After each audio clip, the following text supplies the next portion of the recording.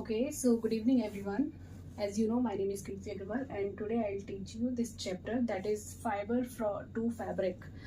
Fibre से fabric कैसे बनता है ये हम इस चैप्टर में पढ़ेंगे. बेसिकली हमें फैब्रिक किस से मिलता है, फैब्रिक क्या होता है, उसके क्या यूजेस होते हैं.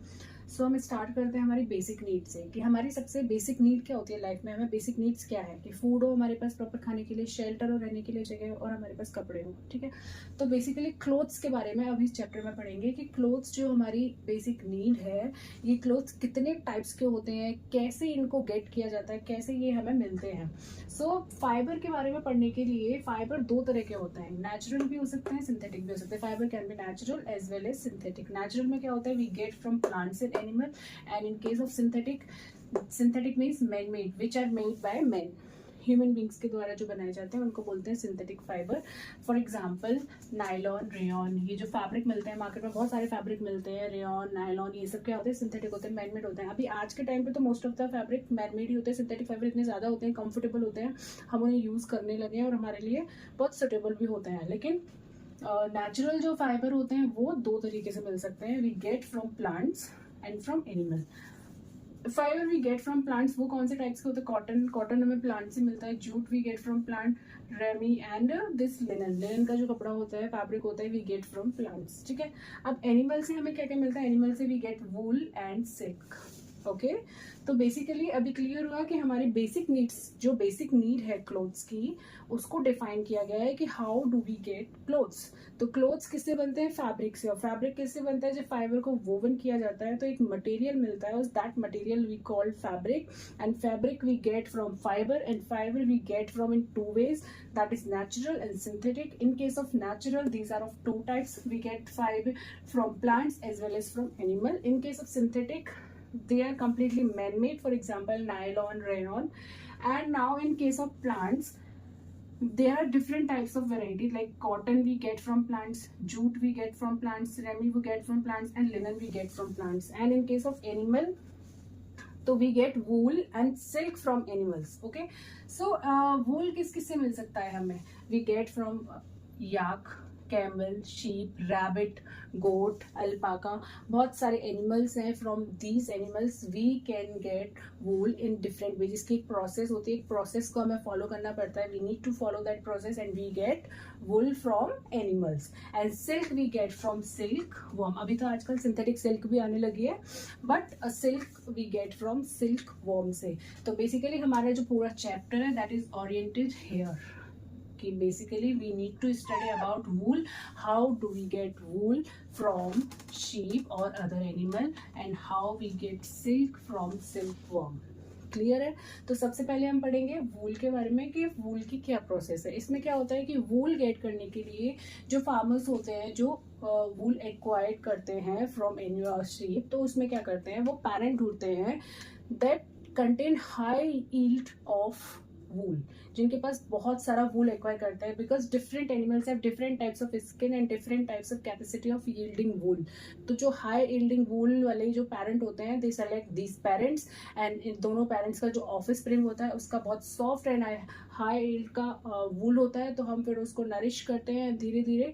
उसके जो हेयर होते हैं, फ्लीस होते हैं, जिसको वूल कहा जाता है, उसको हम रिमूव कर देते हैं उसकी स्किन से विदाउट हर्टिंग देम. उनको हर्ट भी नहीं होता क्योंकि वो उनकी कंप्लीटली डेड स्किन होती है. तो वी एक्वायर दैट. एंड ये जो प्रोसेस है वो हम समर में करते हैं क्योंकि समर में ऑलरेडी हॉट रहता है, तो उनको गर्मी रहती है. तो we acquire, we remove the complete wool from these animals. And सर्दी में हम ये प्रोसेस नहीं करते हैं क्योंकि सर्दी में this wool protect them.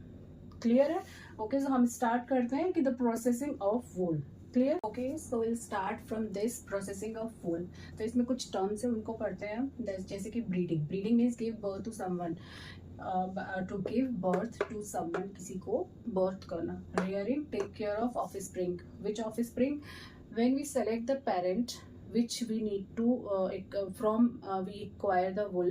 So we first select the parents, the male and the female sheep, and then what we do, best quality wool yielding parent will select, and then female we get the offspring and we take care of that offspring. मतलब we rear that offspring, we breed that offspring, breeding by them.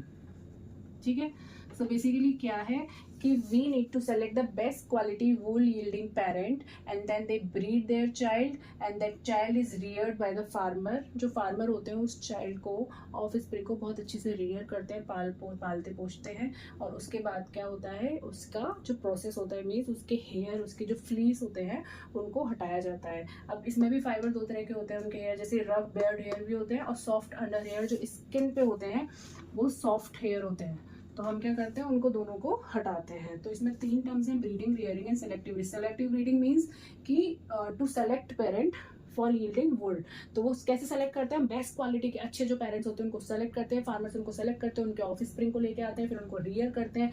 Rear करने के बाद जब वो बड़े हो जाते हैं तो वेदर को देखते हुए फिर वो लोग क्या करते हैं, उनके हेयर को रिमूव करते हैं, फ्लीस को रिमूव करते हैं। ठीक है, सो ऑल्सो क्या किया जाता है, इनको फीड कराया जाता है, अच्छे से इनकी रियरिंग होती है तो इनको फीड कराया जाता है पल्सेस, केक्स, ग्रेन्स, फॉडर,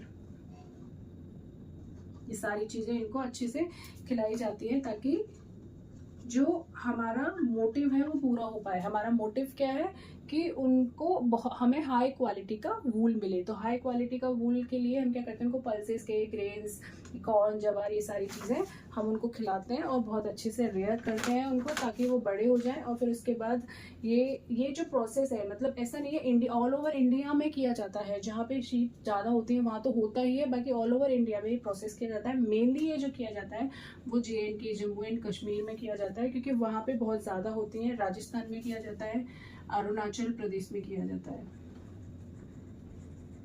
क्या किया जाता है, प्रोसेसिंग ऑफ वूल, वूल को एक्वायर किया जाता है फ्रॉम द शीप। तो ये जो प्रोसेस है वो जम्मू एंड कश्मीर में किया जाता है, राजस्थान में, अरुणाचल प्रदेश में भी किया जाता है। और वूल को हम ऑब्टेन करते हैं गोट के या शीप के हेयर से। और इनकी जो मतलब फर जो होती है कश्मीर गोट की वो बहुत सॉफ्ट होती है। कश्मीर गोट की जो फर होती है that is very soft.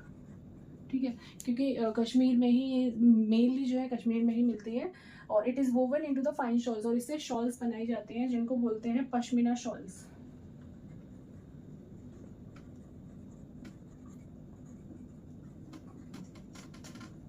Okay, clear है। तो ये है कि कहाँ कहाँ मिलते हैं। ऐसे याक वूल का बताया, तिब्बत में और लद्दाख में याक वूल ज़्यादा कॉमन है। जनरली हम शीप से करते हैं, बट जैसे कश्मीर की गोट बहुत फेमस है, उसकी फर बहुत सॉफ्ट होती है तो उससे शॉल बनती है, पश्मीना शॉल बनती है। वैसे ही याक की जो वूल है वो बहुत फेमस है, उससे क्या बनता है, वो तिब्बत में और लद्दाख में ज़्यादा मिलती है, तिब्बत एंड लद्दाख। इससे भी फैब्रिक बनते हैं, सॉल्स बनती हैं। ठीक है, ये हो गया।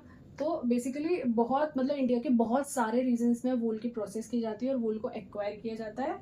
तो ये है, अभी हम पढ़ते हैं कि वो जो प्रोसेस क्या होती है, जिस प्रोसेस के थ्रू फाइनली वूल मिलती है। मीन्स हम फ्लीस और हेयर को हटाते हैं, फिर उनकी सारी डर्ट और ग्रीस को हटाते हैं, फिर उनको टेक्सचर के हिसाब से डिवाइड करते हैं, फिर उनको और वॉश करते हैं, फिर फाइनली हमें वूल मिलती है। तो उसके कुछ स्टेप्स हैं तो वो देख लेते हैं। ओके, नाउ हम नेक्स्ट पढ़ते हैं कि इसकी प्रोसेस क्या है। First is sharing. शेयरिंग में क्या होता है कि जो हमारा ऑफ स्प्रिंग है वो रेडी हो चुका है कि हम उसको शेप कर सकते हैं। Now we remove the fleece और hair from the body, all over the body, and because that is the dead skin and that does not hurt the sheep और गोट। ठीक है, तो हम क्या करते हैं, कंप्लीट फ्लीस और हेयर को हटाते हैं। अब हटाते कैसे हैं, हटाते हैं इलेक्ट्रिकली ड्रिवन शेवर होता है एक इलेक्ट्रिकली, जिसे शेव करते हैं, कंप्लीट शेव कर देते हैं, उसकी बॉडी से सारे हेयर को हटा देते हैं, जो कि इलेक्ट्रिकली ड्रिवन शेवर होता है, उससे हम शेव कर लेते हैं सारा। उसको वूल को कलेक्ट करते हैं। ये जो प्रोसेस है वो समर में की जाती है ताकि उनको बहुत कोल्ड फील हो। विंटर्स में नहीं की जाती क्योंकि विंटर्स में ये फ्लीस उनको प्रोटेक्ट करती है और ये बिल्कुल भी हर्ट नहीं करती है क्योंकि कंप्लीटली डेड स्किन होती है। ठीक है, उसके बाद क्या होता है कि अब जो हमारा बहुत सारा शेविंग के बाद जो हमारा फाइबर है उसको हम क्या करते हैं, उसको बहुत सारी डर्ट और ग्रीस जो उस पर होती है उसको क्लीन करते हैं, डर्ट और ग्रीस को हटाते हैं, वॉश किया जाता है, वो वॉश करते हैं कम्प्लीटली हेयर को और डर्ट और ग्रीस हटाते हैं। थर्ड में क्या होता है, सॉर्टिंग करते हैं। सॉर्टिंग क्या करते हैं, क्योंकि डिफरेंट डिफरेंट जो शीट्स होती है उनके हेयर का कलर डिफरेंट होता है, किसी का कुछ वाइट होता है, किसी का थोड़ा गोल्डन होता है, किसी का क्रीम शेड होता है, किसी का ब्लैक शेड होता है। तो हम क्या करते हैं, उनको टेक्सचर्स के अकॉर्डिंग उनको सेपरेट कर देते हैं, टेक्सचर के अकॉर्डिंग सेपरेट कर देते हैं। ठीक है, फिर उसके बाद क्या करते हैं, बर्ड्स को रिमूव करते हैं। अब इसमें क्या होता है कि बहुत सारे थोड़े लेंथी हेयर होते हैं, कुछ कुछ स्मॉल बर्ड्स भी होते हैं जो हमारे कुछ काम के नहीं होते हैं, तो हम उनको पिक्ड आउट कर देते हैं। मतलब स्मॉल जो बर्ड्स होते हैं या फिर हेयर होते हैं, बहुत छोटे छोटे हेयर, उनको हम पिक्ड आउट करके हटा देते हैं, ठीक है। फिर इसके बाद क्या करते हैं, हम वूल को डिफरेंट डिफरेंट कलर में कर देते हैं। रेड, क्योंकि जो नेचुरली जो हमें मिला वो क्रीमिश और वाइट कलर है, तो हम क्या करते हैं इसको डिफरेंट कलर में, रेड, ग्रीन, येलो, पिंक, जो भी कलर है, इसको कलरिंग कर देते हैं। कलरिंग करने के बाद इनको फिर अच्छे से स्ट्रेट किया जाता है, कॉम्ब किया जाता है, और फिर इनको अच्छे से रोल किया जाता है। Straight, comb and rolling. तो क्या किया, शेयरिंग में सबसे पहले हम इलेक्ट्रिकली ड्राइवन शेयर से, शेयर मीन्स जो शेवर है, शेयर, उसको यूज़ करते हैं, और हम कम्प्लीटली जो हेयर है डेड स्किन पे, उस सारे हेयर को हटाते हैं। इसमें हम डर्ट और ग्रीस को अच्छे से वॉश करके निकाल देते हैं। शॉर्टिंग में हम टेक्सचर के अकॉर्डिंग उनको सेपरेट करते हैं। रिमूविंग ऑफ बर्ड्स में हम स्मॉल बर्ड्स को हटा देते हैं। और फिफ्थ में हम क्या करते हैं, कलरिंग करते हैं सारे फाइबर के, और लास्ट में फिर उनको अच्छे से स्ट्रेट करके, कॉम्ब करके और रोल करके हमारा इस तरीके से वूल रेडी हो जाता है। फिर हम इसको मार्केट में सेल के लिए डाल सकते हैं, और हम एज अ फैब्रिक इसको यूज़ कर सकते हैं। क्योंकि जो फाइबर अभी हमें मिला है, हम इसको वोवन करके फैब्रिक बना लेते हैं, और वो फैब्रिक को हम एज अ क्लोथ यूज़ करते हैं। आपने देखा होगा कि इसके जो शॉल्स बनते हैं, स्वेटर्स बनते हैं, वो बहुत हमें हीट प्रोवाइड करते हैं विंटर्स में। तो वूल जो है हमें एनिमल से मिलता है, ठीक है। चलिए हम नेक्स्ट पढ़ते हैं कि वूल की क्वालिटी कैसी होनी चाहिए। वूल की क्वालिटी, जितना ज़्यादा पतला फाइबर होगा उतना ही अच्छा वूल होगा। Thinner the fibre better will be the wool. More crimpy more curly, जितना मोर क्रिम्पी होगा, कर्ली होगा, उतना ही लॉन्ग होगा, उतना ही अच्छा होगा। कारपेट में क्लोथिंग के लिए यूज़ किया जाता है। नॉइज़ को एब्जॉर्ब करने के लिए भी यूज़ किया जाता है। क्या होता है, कई बार साउंड सिस्टम, नॉइज़ को एब्जॉर्ब करने के लिए हम भारी कपड़े लगा देते हैं ताकि नॉइज़ ब्लॉक हो जाए और नॉइज़ नहीं आए, तो उसके लिए भी हम वूल का यूज़ करते हैं, ठीक है। तो कारपेट में, क्लोथिंग में नॉइज़ एब्जॉर्प्शन के लिए यूज़ आता है। बहुत पतला होना चाहिए, क्रिम्पी होना चाहिए, कर्ली होना चाहिए, तो उतना ही अच्छा वूल होता है। प्रॉपर्टी क्या होती है, it absorbs the moisture, moisture को एब्जॉर्ब कर लेता है। आपने देखा होगा वुल अपन पहनते हैं तो बिल्कुल कंप्लीट जो उस टाइम पे टेम्परेचर होता है वही रहता है, बाहर की एयर को कम्प्लीटली ब्लॉक कर देता है and protect us from cool, ठीक है। कोल्ड से हमें बचाता है। बहुत लाइट वेट होता है, रिंकल इसमें होते नहीं, बिल्कुल भी वर्सेटाइल होता है, बहुत ड्यूरेबल है अच्छे से, और डर्ट भी नहीं, मतलब गंदगी भी जल्दी नहीं लगती, जल्दी से गंदा नहीं होता है, बिल्कुल रिंकल नहीं पड़ते, हमें आयरन करने की ज़रूरत नहीं पड़ती। तो ये इसकी क्वालिटी हो गई एंड प्रॉपर्टीज़ हो गई। Now next is occupational hazard. Occupational hazard क्या है, कुछ इंडस्ट्रीज़ में क्या होता है, कुछ क्या जनरली इन इंडस्ट्रीज़ जब अपन सॉर्टिंग करते हैं, जो लेबर है वहाँ की, वो जो सॉर्टिंग में लगी होती है, मतलब इनको सारे फ्लीस और हेयर को इकट्ठा करना, फाइबर को, फिर उनको वॉश करना, ग्रीस और डर्ट को हटाना, उनके टेक्सचर्स के अकॉर्डिंग उनको सॉर्ट करना। तो ये सब प्रोसेस के ड्यूरेशन में क्या होता है कि बैक्टीरिया बहुत गंदा रहता है वो, तो उसमें बहुत सारे बैक्टीरिया रहते हैं। तो एंथ्रेक्स नाम का एक बैक्टीरिया रहता है, the bacteria name is anthrax. तो वो क्या करता है, उनके नोज के थ्रू, सांस के थ्रू वो अंदर चला जाता है बॉडी में, और ब्लड में इन्फेक्शन क्रिएट कर देता है, और वो इन्फेक्शन इतना फास्ट होता है कि फटल डेथ भी हो जाती है कई बार। तो बहुत ऑक्यूपेशनल हज़ार्ड है ये, और इसको बोलते हैं सॉर्टर डिजीज़,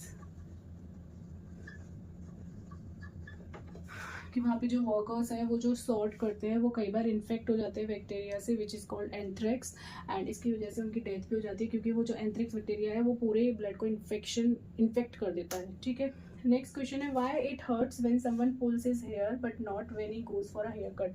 हम हेयर कट के लिए जाते हैं तो हमें बिल्कुल भी हर्ट नहीं होता, कटिंग हो जाती है हेयर की, बट अगर someone is pulling our hair तो इट गेट हर्ट। तो व्हाई, क्योंकि when someone is pulling your hair, so it is attach to the scalp, scalp से कम्प्लीटली अटैच है आपके हेयर, तो if you are pulling them means the scalp is also hurting. But scalp पे जो हमारे hair हैं that is living cells, right. जो scalp पे हमारे हेयर अटैच है ये हमारे लिविंग सेल्स है, तो लिविंग सेल्स को जब आप पुल कर रहे हो तो obviously it hurts, right.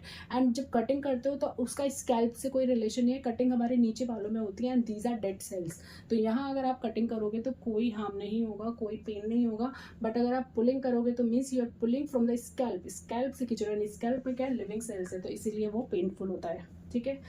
Next, why a cotton garment can't keep as us warm in winter. Okay, तो कॉटन गारमेंट हमें इतना वार्म नहीं कर पाते हैं, बट वूल हमें बहुत अच्छे से वार्म करता है। इसका सिंपल सा आंसर है, क्योंकि वूल का जो फैब्रिक होता है वो क्या कर देता है, ब्लॉक कर लेता है, ट्रैप कर लेता है एयर को।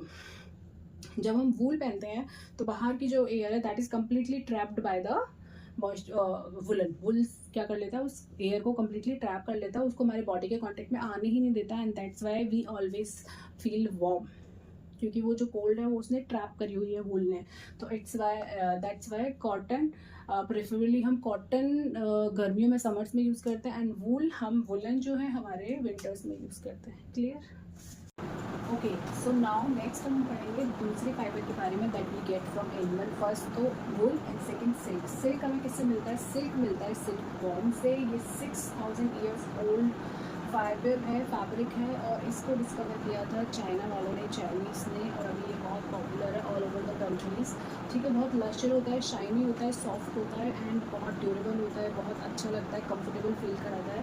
सो basically silk we get from silk worm से मिलता है हमें ये सिल्क, एंड इसकी डिस्कवरी कहाँ से हुई थी? चाइना से हुई थी। 6000 ईयर्स ओल्ड है। अब इसमें क्या करते हैं कि जो सिल्क वॉर्म है, सिल्क वॉर्म के जो फार्मर्स होते हैं वो क्या करते हैं, सिल्क मोथ से बहुत सारे एग्स खरीद लेते हैं। ठीक है, बहुत सारे एग्स ले लेते हैं सिल्क मोथ के। सिल्क मोथ क्या है? सिल्क मोथ प्रॉपर एक इंसेक्ट है। ठीक है, मतलब रेज्ड इंसेक्ट जो अच्छे से रेयर हो चुका है इंसेक्ट, वो है silk moth. And silk worm क्या है? इनका बिल्कुल स्मॉल वर्जन, जब ये बहुत टाइनी शेप में होते हैं, बहुत छोटे होते हैं। ठीक है, तो तभी हमें ये सिल्क मिलता है। कैसे मिलता है? अब हम क्या करते हैं, जो सिल्क वॉर्म के जो फार्मर होते हैं, जिनको सिल्क वॉर्म से सिल्क चाहिए होता है, वो क्या करते हैं, बहुत सारे एग्स परचेज कर लेते हैं सिल्क मोथ के। ठीक है, उन्होंने बहुत सारे एग परचेज किए। अब क्या करते हैं वो उन एग्स को, और मतलब ये जो एग्स होते हैं बहुत लार्ज नंबर में होते हैं फार्म में, क्योंकि एक जो फीमेल सिल्क मोथ है वो बहुत सारे ले कर सकती है एग्स एट अ टाइम। ठीक है, तो एक सिल्क वॉर्म में बहुत सारे एग्स ले किए, तो there are number of eggs, बहुत सारे एग्स होते हैं। फिर क्या करते हैं, जो फार्मर्स होते हैं इन एग्स को हीट करते हैं। किसमें? इंक्यूबेटर में। इंक्यूबेटर के अंदर इन सारे एग्स को रखा जाता है और एक पर्टिकुलर टेम्परेचर पे इनको हीट किया जाता है। हीट करने के बाद क्या होता है, हम इन्हें हीट करते हैं ताकि हम लावा को हैच आउट कर सकें। बेसिकली जो एग्स होते हैं उनको हीट किया जा रहा है to hatch out larva, this we call caterpillar. कि एग्स के अंदर से कैटरपिलर आ गए या फिर सिल्क वॉर्म। ओके, ठीक है, तो लावा को हैच आउट करने के लिए हम उन्हें हीट करते हैं, और फिर उसके बाद क्या होता है, जब लावा हैच आउट हो जाता है, कैटरपिलर आ जाता है, वो बिल्कुल 1/4 इंच का होता है। 1/4 इंच का, बहुत स्मॉल, बहुत छोटा, टाइनी इन साइज़ में होता है वो, बहुत छोटा। फिर हम क्या करते हैं, उनको बहुत छोटे से सिल्क वॉर्म हमारे पास आ गए। अब हम एक बैम्बो ट्रे में इनको रख देते हैं। बैम्बो की ट्रे में फ्रेश लीव्स रखते हैं, किसकी? मलबरी की। मैं फिर से एक्सप्लेन करूँगी, बट एक बार पूरी स्टोरी अच्छे से समझो। तो क्या हुआ, सबसे पहले जो सिल्क फार्मर्स हैं उसने बहुत सारे अंडे खरीदे, या फिर अपने फार्मिंग कर रखे उन्होंने प्रॉपर, जिसमें बहुत सारे सिल्क मोथ एक बार में बहुत सारे एग्स ले करती है। उन सारे एग्स को हमने इंक्यूबेटर के अंदर हीट किया, कब तक? जब तक कि लावा हैच आउट ना हो जाए। Larva means which is called caterpillar और सिल्क वॉर्म। अब ये सिल्क वॉर्म जो है इनका साइज़ है 1/4 इंच है, बहुत छोटे हैं, टाइनी है। तो हम हमने क्या किया, इनको बैम्बो के ट्रे पे रखा अच्छे से, और वहाँ पे फ्रेश लीव्स रखी मलबेरी की। इन्होंने बहुत अच्छे से फीड किया, 25 to 30 डेज़ ये अच्छे से फीड करते हैं प्रॉपर, और ये अपने 3000 टाइम्स बड़े हो जाते हैं। समझ में आया? ये बहुत अच्छे से फीड करते हैं, और फिर ये प्रॉपर खाना खाने के बाद 3000 टाइम्स इनका वेट जो है वो इंक्रीज़ हो जाता है। डे एंड नाइट ये खाते रहते हैं और साइज़ इनका बढ़ जाता है। और जब ये रेडी हो जाते हैं फॉर द नेक्स्ट स्टेज के लिए रेडी हो जाते हैं, that we call pupa. Next stage क्या होती है इनकी? प्यूपा। प्यूपा में क्या होता है कि अब ये जो कैटरपिलर है वो अपने हेड को इन द शेप ऑफ 8 स्विंग करते हैं। ठीक है, ये क्या करते हैं, अपने हेड को इन द शेप ऑफ 8 स्विंग करते हैं, और जब ये स्विंग करते हैं उस टाइम पे क्या होता है, एक फाइबर रिलीज़ होता है, एक लिक्विड फाइबर रिलीज़ होता है। बट एयर के कांटेक्ट में आने की वजह से ये क्या करते हैं, उस एक ककून फॉर्म करते हैं, और उस ककून के अंदर ये सेफ फील करते हैं, मतलब ये अपना खुद का एक घर बनाते हैं। समझ में आया? ठीक है, तो ये क्या करते हैं, ये जैसे ही in the shape of 8 move करते हैं तो फाइबर सीक्रेट होता है, इनके चारों तरफ एक लेयर बन जाती है, एक नेट वीव हो जाता है, एक नेट बन जाता है, and this net this fibre we call cocoon. And इसके अंदर क्या होता है, हमारे सिल्क मोथ प्रॉपर डेवलप हो चुका है। तो फर्दर प्रोसेस में क्या होता है कि सिल्क मोथ को फर्दर रियरिंग के लिए भेज देते हैं, मतलब फर्दर रियर हो जाता है वो। और जो कपून की जो वो है, कपून जो क्रिएट हुआ है वो क्या होता है, बैम्बो के ट्रे में रैक्स बने होते हैं, उनसे अटैच हो जाता है। जो हमारी ट्रे है उनमें रैक्स होते हैं, तो जिनसे वो कपून अटैच हो जाता है और हम उस कपून को इजीली निकाल पाते हैं। और वो कपून को फिर हम फर्दर प्रोसेस करके सिल्क बनाते हैं। ठीक है, क्लियर है? एक बार मैं बता देती हूँ। सिल्क वॉर्म फार्मर्स जो हैं वो एग्स परचेज करते हैं सिल्क मोथ के। सिल्क फार्म में वो बहुत लार्ज नंबर होते हैं, ताकि एक टाइम पे 100 एग्स के अराउंड वो ले करती है। फिर इनको स्टोर किया जाता है कैसे इन्वायरमेंट में, चाहे प्रॉपर टेम्परेचर मिले, इनको ह्यूमिडिटी मिले, हाइजीनिक कंडीशंस मिले, और फिर उसके बाद इनको हीट किया जाता है ताकि लावा को हैच आउट किया जा सके। And this stage we call caterpillar और सिल्क वॉर्म। ये 1/4 इंच के होते हैं। फिर हम इन्हें एक बैम्बू ट्रे में रखते हैं जहाँ फ्रेश लीव्स इनको दी जाती हैं। ये डे एंड नाइट खाते हैं, अच्छे से फीड करते हैं, इनफ फूड लेते हैं, और ये अपने 3000 टाइम्स इंक्रीज करते हैं वेट को until they ready for the next stage. Clear?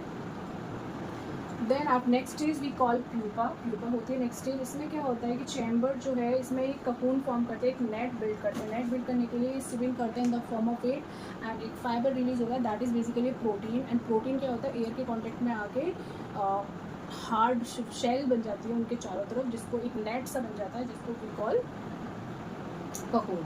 और वो कपून क्या होता है, रैक्स में लग जाता है, बैम्बू ट्रे की जो चैम्बर्स हैं उनमें अटैच हो जाता है। तो हम जो हमारा सिल्क मोथ है उसको रियरिंग के लिए भेज देते हैं, और बाकी जो कपून है वो कलेक्ट कर लेते हैं, और फिर उसको हम प्रोसेस करते हैं सिल्क में। क्लियर?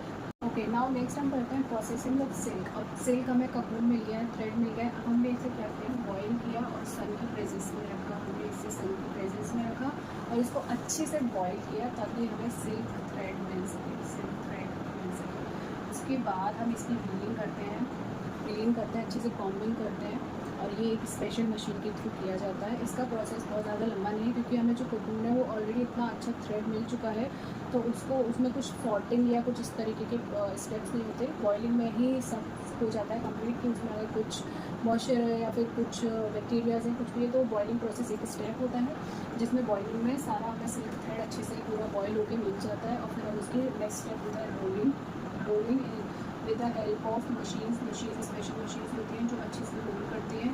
हम डाई भी कर सकते हैं, इनको डिफरेंट कलर्स में मार्केट में सेल करते हैं। और डिफरेंट जो सिल्क मोथ्स होते हैं उनसे हमें डिफरेंट वैरायटी के सिल्क मिलते हैं। जैसे किसी से मूंगा मिला है, muga silk, tussar silk, kosa silk. ठीक है, तो इसमें क्या है, cocoon required are kept under the sun और बॉइलिंग वाटर, ताकि हम उस फाइबर को सेपरेट कर सकें फ्रॉम द ककून से, क्योंकि वो एक नेट के फॉर्म में होता है, तो हमें उसे थ्रेड के फॉर्म में लाना पड़ता है। एंड ये थ्रेड इतना स्ट्रॉन्ग होता है जैसे कि स्टील का थ्रेड होता है, स्टील के थ्रेड जैसा स्ट्रॉन्ग होता है ये। फिर उसकी हीलिंग की जाती है स्पेशल मशीन के through. Different types of silk हमें मिलते हैं, तशार, मूंगा, कोसा सिल्क। और मलबरी जो सिल्क होता है ये सबसे कॉमन होता है। मलबरी सिल्क जो होता है दैट इज़ कॉमन सिल्क, और ये बहुत अच्छा सॉफ्ट होता है और हाईली डिमांडिंग होता है, हाईली डिमांडिंग सिल्क होता है और अच्छा होता है। और चाइना में इसका सबसे ज़्यादा प्रोडक्शन होता है, सबसे ज़्यादा प्रोडक्शन जो होता है वो चाइना में। ठीक है, सिल्क का सबसे ज़्यादा प्रोडक्शन चाइना में होता है, और इनको डिफरेंट कलर्स में डाई किया जाता है, और ये बहुत सॉफ्ट और हाईली डिमांडिंग होता है जो हमारा मलबरी सिल्क होता है। ठीक है, अब हम इसकी प्रॉपर्टीज़ पढ़ लेते हैं। प्रॉपर्टीज़ क्या है इसकी सिल्क की, अगेन वही बहुत कंफर्टेबल होता है, बहुत वर्सेटाइल होता है, एब्जॉर्ब कर लेता है मॉइस्चर को, ड्यूरेबल होता है, स्ट्रॉन्ग फाइबर है। फाइबर इसका बिल्कुल थ्रेड जो स्टील की तरह तो स्ट्रॉन्ग है, वर्सेटाइल है, डाई कर सकते हैं, डिफरेंट कलर्स में पहन सकते हैं, एब्जॉर्ब करते हैं मॉइस्चर को। ठीक है, और इसमें यूजेस क्या है सिल्क के, मेडिकल ड्रेसिंग में यूज़ किया जाता है, जैसे कि टाँके लगाते हैं, कभी भी कोई चोट लग जाती है तो वो जो थ्रेड यूज़ किया जाता है कई बार सिल्क का किया जाता है। तो बेसिकली मेडिकेशन में भी इसका यूज़ है, क्योंकि बहुत स्ट्रॉन्ग होता है और जल्दी से हील करने में हेल्प करता है। फ़िशिंग फाइबर जो होते हैं, फ़िशिंग करते हैं लोग, तो उनमें जो फ़िशिंग नेट यूज़ करते हैं वो बहुत स्ट्रॉन्ग होना चाहिए ताकि फ़िश उसमें आ जाए, तो उसके लिए ये सिल्क फाइबर यूज़ किया जाता है। फिलिंग्स में, कंफर्टर की फिलिंग्स में भी इसको यूज़ किया जाता है। करते हैं हम इसमें कि इसके हेल्थ हज़ार्ड क्या है। कुछ तो हेल्थ हज़ार्ड इसमें भी होंगे, तो इसमें हेल्थ हज़ार्ड क्या होते हैं कि जब हम ककून को हीट करते हैं, बॉईल करते हैं, तो इसमें एक बहुत गंदी स्मेल आती है, फाउल स्मेल आती है, जिसकी वजह से हमें अस्थमा या फिर रेस्पिरेटरी डिजीज़ होने का खतरा रहता है, क्योंकि वो ककून को जब बॉइलिंग करते हैं वाटर में तो बहुत गंदी फाउल स्मेल होती है, and that cause respiratory disease, तो ब्रोंकाइटिस या फिर अस्थमा वगैरह, ठीक है। और स्किन इन्फेक्शन भी हो जाता है कई बार, क्योंकि कई बार बॉइल्ड वाटर में जब ककून के थ्रेड को चलाया जा रहा होता है, गलती से भी तुम्हारा हाथ लग जाता है उसमें, तो हमें स्किन इन्फेक्शन हो जाता है, क्योंकि वो बहुत ज़्यादा गंदा, बहुत ज़्यादा गंदा हो रहा होता है वो, तो इन्फेक्शन के भी चांसेस होते हैं, ठीक है। तो ये हो गए इसके हेल्थ हज़ार्ड। सो बेसिकली हमने इस चैप्टर में एनिमल से हमें 2 फाइबर मिलते हैं, एक सिल्क वर्म से सिल्क मिलता है, एंड गोट से, शीप से, अल्पाका याक वगैरह से, इनसे हमें मिलता है वूल। तो वूल और सिल्क के बारे में हमने इस बारे में इस चैप्टर में पढ़ा कि कैसे ये फाइबर हमें मिलते हैं, इनकी क्या प्रोसेस है, क्या यूजेस है, क्या प्रॉपर्टीज़ हैं। सो इसी के साथ ये चैप्टर एंड होता है। नेक्स्ट चैप्टर में मिलते हैं। Thank you.